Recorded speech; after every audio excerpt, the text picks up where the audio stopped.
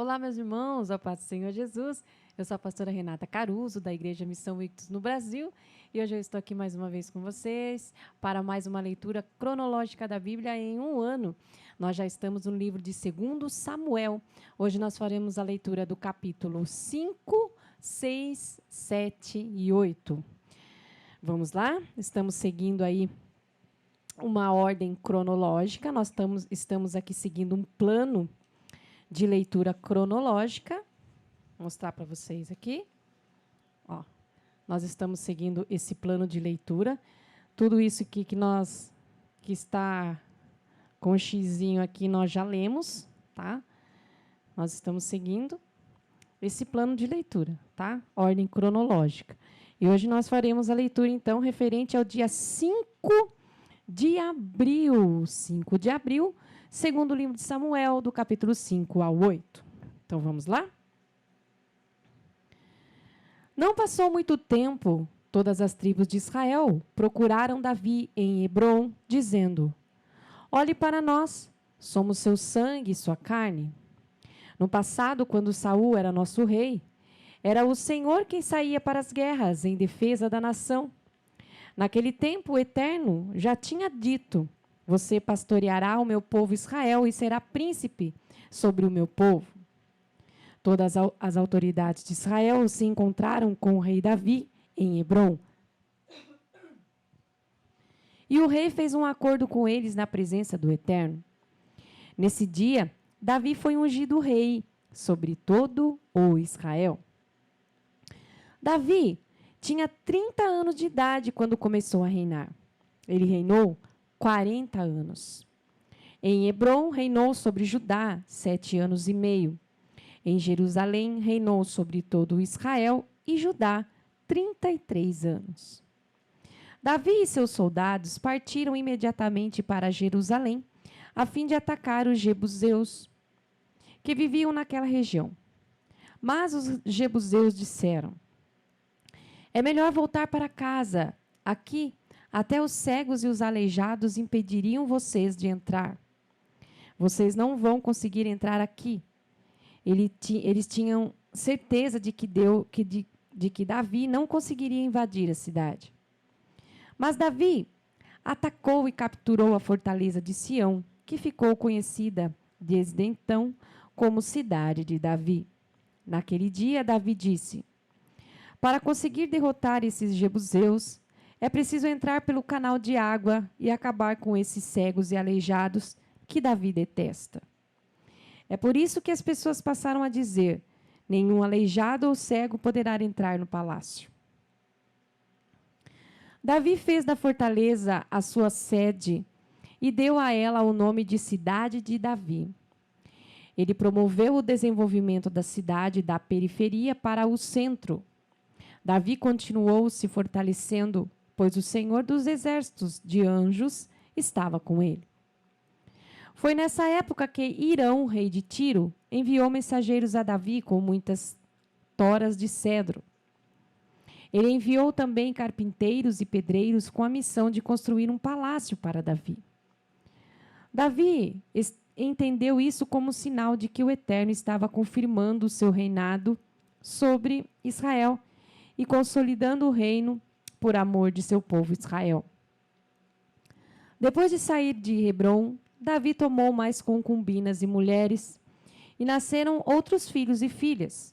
Estes são os nomes dos que nasceram em Jerusalém: Samuá, Sobabe, Natã, Salomão, Ibar, Elisua, Nefeg, Jafia, Elisama, Eliada e Elifelete. Quando os filisteus souberam que Davi tinha sido proclamado rei sobre todo Israel, fizeram planos para capturá-los. Davi soube disso e desceu para sua fortaleza enquanto os filisteus se espalhavam pelo vale de Refaim. Davi perguntou ao Eterno: devo atacar os filisteus? Posso contar com a tua ajuda para derrotá-los? E o Eterno respondeu: vá. Conte comigo, eu o ajudarei a derrotá-los. E Davi foi para Baal-Perazim e os derrotou ali. Depois de vencê-los, ele declarou: O Eterno irrompeu contra os inimigos como um jato de água. Por isso Davi deu ao lugar o nome de Baal Perazim, que significa o Senhor que irrompe. Os filisteus que fugiram abandonaram seus ídolos e Davi e seus soldados os levaram embora.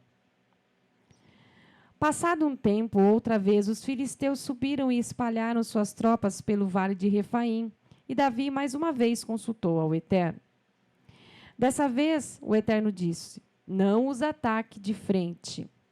Em vez disso, dê a volta por trás deles e arme uma emboscada diante das amoreiras. Quando você ouvir uma movimentação no alto das árvores, prepare-se para atacar. É o sinal de que o Eterno sai na frente para atacar o acampamento filisteu.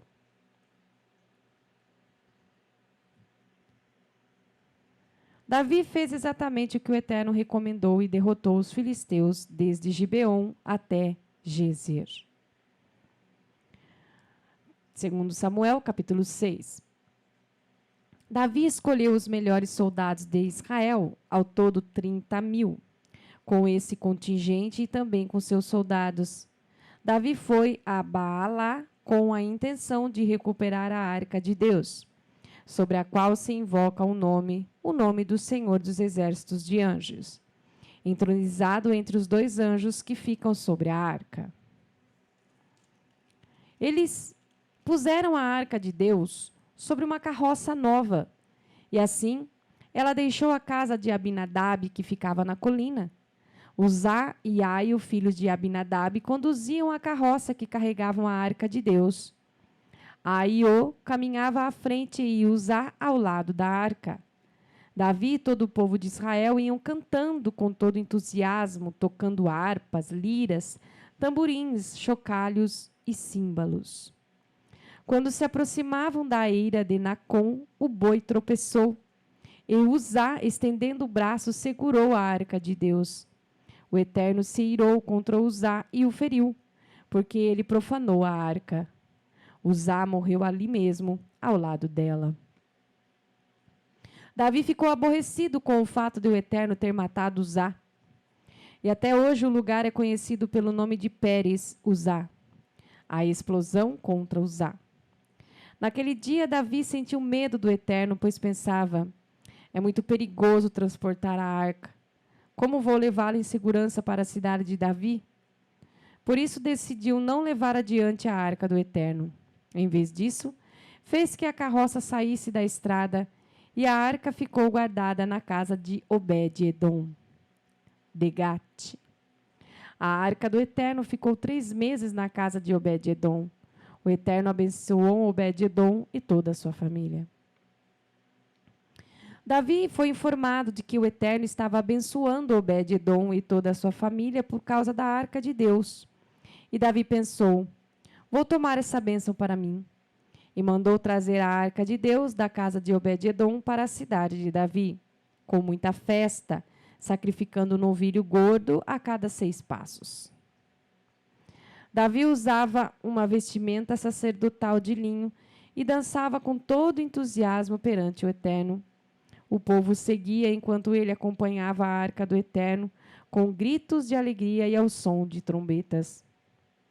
Mas, quando a arca do Eterno entrou na cidade de Davi, Mical, filha de Saul, veio assistir ao cortejo da sua janela. Quando viu o rei Davi pulando e dançando diante do Eterno, ficou aborrecida com ele. A arca do Eterno foi posta no meio do pavilhão da tenda que Davi tinha preparado.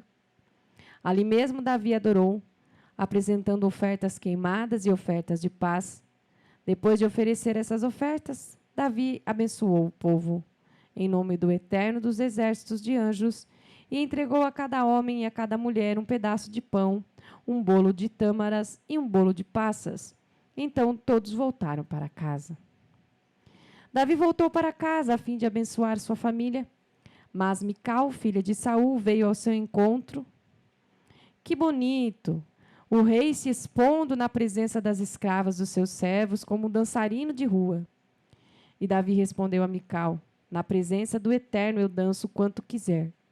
Ele me escolheu em vez de seu pai e de toda a sua família, e me tornou príncipe sobre o povo do Eterno, sobre todo Israel. Não há dúvida de que vou dançar para a glória do Eterno, e me rebaixarei ainda mais. Tenho prazer de ser visto no meio das pessoas simples, pois por essas escravas com quem você se preocupa, eu serei respeitado. Mical, filha de Saul, nunca teve filhos. Segundo livro de Samuel, capítulo 7. Pouco tempo depois, o rei estava à vontade em casa quando o Eterno tinha dado a ele descanso de todos os seus inimigos. E certo dia, Davi disse ao profeta Natã: veja só, eu estou aqui no maior conforto, numa casa de cedro luxuosa, enquanto a arca de Deus continua numa simples tenda. E Natã disse ao rei: faça o que estiver em seu coração, o Eterno está com você. Mas naquela noite o Eterno disse a Natã: vá a dizer ao meu servo Davi, é isso que o Eterno diz sobre essa questão. Você quer construir uma casa para eu morar? Por quê? Até hoje nunca morei numa casa. Desde que trouxe os filhos de Israel da terra do Egito, durante todo esse tempo, permaneci numa tenda. Em todas as minhas jornadas com Israel, nunca exigi dos líderes que designei para pastorear Israel a construção de uma casa de cedro para mim. Por isso diga ao meu servo Davi, o Senhor dos exércitos de anjos diz assim: eu tirei você do cuidado das ovelhas e fiz de você príncipe sobre o meu povo, Israel. Eu o acompanhei por todos os lugares que você foi e o ajudei a derrotar os inimigos. Agora estou tornando você conhecido e reconhecido entre as pessoas mais importantes da terra. Vou designar um lugar seguro para o meu povo, a fim de que tenham estabilidade numa terra própria, de modo que não sejam mandados de um lado para o outro. Também não permitirei que os perversos os molestem, como sempre fizeram, mesmo na época em que estabeleci juízes para governá-los. Por fim, vou providenciar que você fique livre de todos os seus inimigos. E o Eterno tem ainda esta mensagem: eu mesmo vou fundar uma dinastia para você. Quando a sua vida chegar ao fim e você for sepultado com seus antepassados, levantarei um descendente seu, seu próprio sangue e carne, que será o seu sucessor, e darei estabilidade ao governo dele. Ele edificará uma casa em minha homenagem, e eu preservarei o reinado dele. Serei o seu pai, e ele será como um filho para mim. Se ele cometer algum erro, tratarei de discipliná-lo como de costume, no caso de fracassos e tropeços da vida dos mortais. Mas nunca renunciarei o meu amor por ele, como fiz com Saul antes de você. Sua família e seu reino serão sempre estáveis. Eu mesmo estou cuidando disso. Seu trono sempre estará lá, firme como uma rocha. E Natã relatou fielmente a Davi o que viu e ouviu na visão. O rei Davi entrou na presença do Eterno e orou: quem sou eu, Senhor Eterno? E quem é minha família para que eu chegasse a esse ponto? Isso não é nada comparado com o que está para acontecer, pois também falaste sobre o futuro da minha família, dando-me um vislumbre dessa época, Senhor Eterno. O que eu poderia dizer diante de tudo isso? Tu me conheces, Senhor Eterno, sabes como sou. O que fizestes não foi pelo que sou, mas pelo que tu és e por tua graça, e me deixaste saber disso. Por isso, tu és grandioso, Senhor Eterno. Não há outro igual a ti. Não há outro Deus além de ti. Não há quem se compare ao que ouvimos ao teu respeito. E quem pode se comparar com o teu povo Israel? Uma nação singular na terra, que resgataste para ti, ó Deus. Ato que te tornou conhecido. Realizastes proezas extraordinárias, expulsando nações e seus deuses na ocasião em que tiraste o teu povo do Egito. Separaste um povo para ti, o povo de Israel, que será teu para sempre, e tu, ó Eterno, te fizestes Deus deles. Agora, Deus eterno, confirma para sempre o que prometeste para mim e minha família. Cumpra tua promessa. Assim, tua fama sempre aumentará quando as pessoas disserem: o Senhor dos exércitos de anjos é o Deus de Israel. E a descendência de teu servo Davi permanecerá inabalável e segura na tua presença, porque tu, Senhor dos exércitos de anjos e Deus de Israel, me disseste com todas as letras: eu mesmo vou fundar uma dinastia para você. Foi por isso que tive a coragem de fazer esta oração. Assim, Senhor eterno, sendo Deus que és, fazendo essas promessas e tendo dito essas belas palavras a mim, peço-te mais uma coisa. Abençoa a minha família. Protege-a sempre. Sei que já prometeste isso, Senhor eterno, e que a tua bênção esteja sobre minha família para sempre. Segundo o livro de Samuel, capítulo 8. Depois disso, Davi derrotou os filisteus. Ele os subjugou e assumiu o controle da região. Ele também lutou e derrotou Moabe. Escolheu aleatoriamente 2/3 deles e os executou. Mas preservou a vida de 1/3 que teve de se submeter ao domínio de Davi e pagar impostos a ele. Davi derrotou Hadadezer, filho de Reobe, rei de Zobá, quando ele procurava restaurar sua soberania na região do rio Eufrates. Davi confiscou 1000 carros de guerra de Hadadezer e capturou 7.000 cavaleiros e 20.000 soldados de infantaria. Ele aleijou os cavalos que puxavam os carros de guerra, preservando apenas 100 deles. Os arameus de Damasco vieram ajudar Hadadezer, mas Davi matou 22.000 deles e estabeleceu o controle militar sobre o reino arameu de Damasco.